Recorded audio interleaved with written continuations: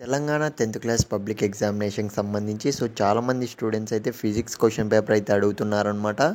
Guys మీరైతే screen మీద అయితే గమనించండి.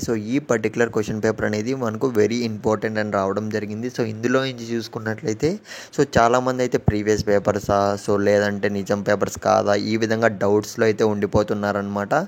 గైస్ నేను చెప్పేది ఏంటంటే ఈ పర్టికులర్ మనం పెట్టే క్వశ్చన్ పేపర్స్ మొత్తం కూడా మీరు చదివితే మాత్రం ఇప్పుడే చెప్తున్నా, మీరు స్క్రీన్ మీద చూస్తున్నారు ఇందులోటివి మనకు మొత్తం కూడా ప్రిపేర్ అవుతే ఎన్ని రావచ్చు బ్రో అని అయితే చాలామంది స్టూడెంట్స్లో డౌట్ ఉండొచ్చు.